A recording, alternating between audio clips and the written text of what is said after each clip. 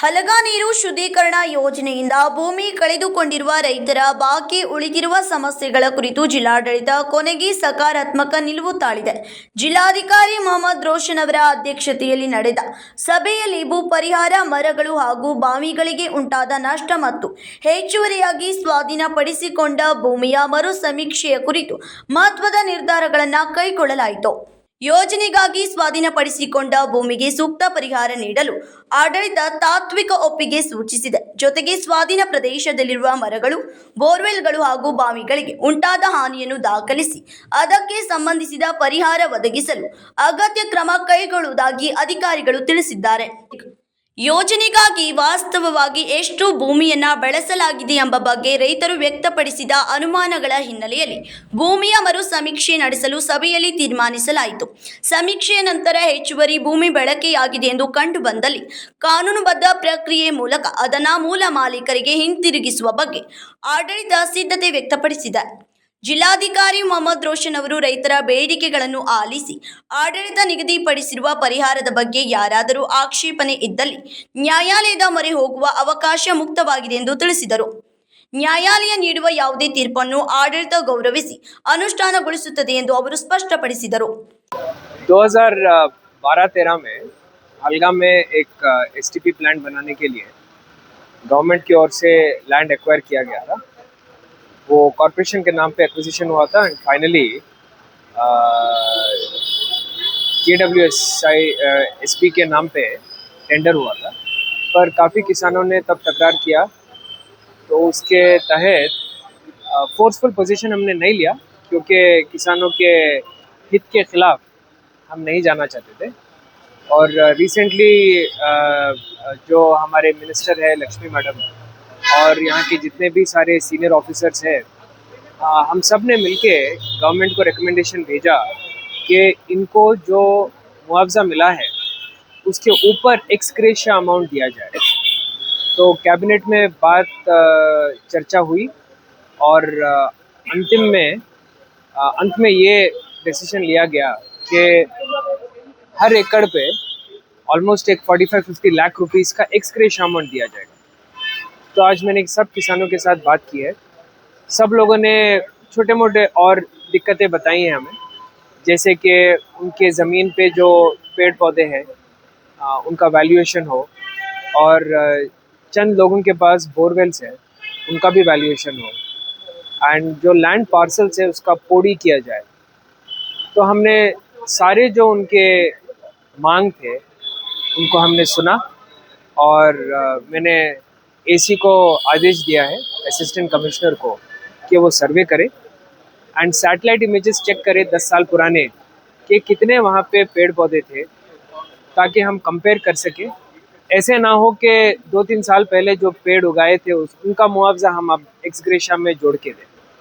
तो थोड़ा बहुत रिसर्च करेंगे एंड सबको हम कोशिश करेंगे कि एक्सग्रेशिया जो मिल रहा है वो सही मायने में दिया जाए.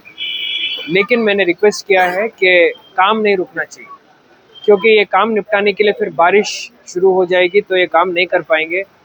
जो शहर के जो वासी हैं, ये अकेला शहर है पूरे कर्नाटका में जो 10 लाख पॉपुलेशन का शहर है और जहाँ पे एसटीपी नहीं है. अब हम इसको डिले नहीं कर पाएंगे. तो पूरे किसान हमारे साथ हैं. किसान भाइयों की जो समस्याएं थी वो आज हमने सुना है, उसका सोल्यूशन भी निकाला है.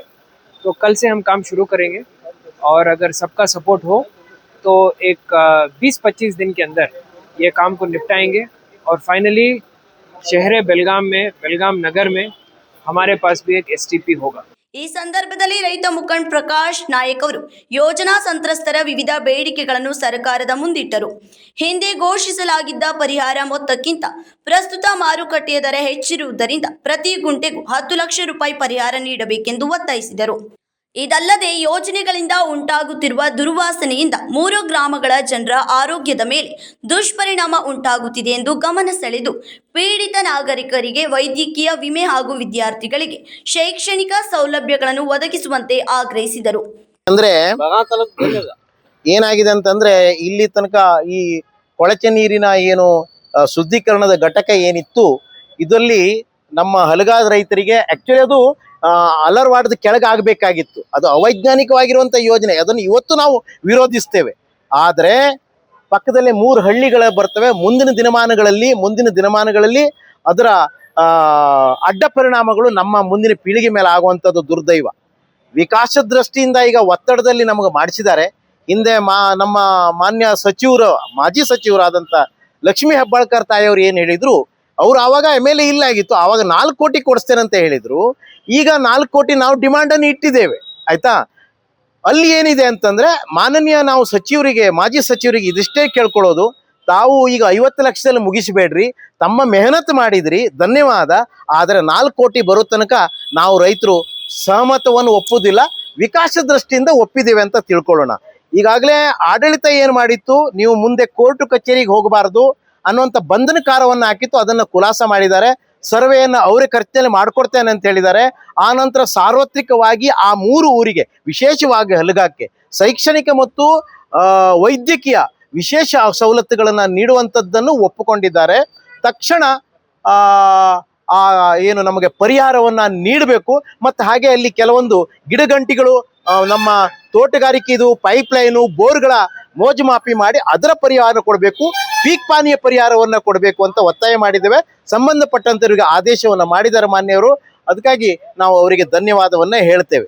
ಸಭೆಯಲ್ಲಿ ಉಪವಿಭಾಗಾಧಿಕಾರಿ, ನೀರು ಸರಬರಾಜು ಮತ್ತು ಶುದ್ಧೀಕರಣದ ವಿಭಾಗದ ಅಧಿಕಾರಿಗಳು, ಪೊಲೀಸ್ ಅಧಿಕಾರಿಗಳು ಹಾಗೂ ಯೋಜನಾ ಸಂತ್ರಸ್ತರು, ರೈತರು ಹೆಚ್ಚಿನ ಸಂಖ್ಯೆಯಲ್ಲಿ ಭಾಗವಹಿಸಿದ್ದರು. ರಾಜಿರೇಮಠ್, KMM ಕನ್ನಡ ನ್ಯೂಸ್, ಬೆಳಗಾವಿ.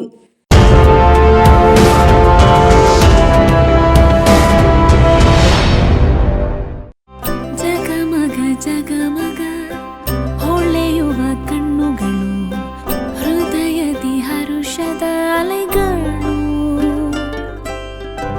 ಬಂದಿದೆ ಶುಭಗಳಿಗೆ, ಪ್ರೀತಿಯ ಗಳಿಗೆ, ರೇಷ್ಮೆಯಲ್ಲಿ ಸುತ್ತಿದ ಸ್ವರ್ಣಗಳಿಗೆ.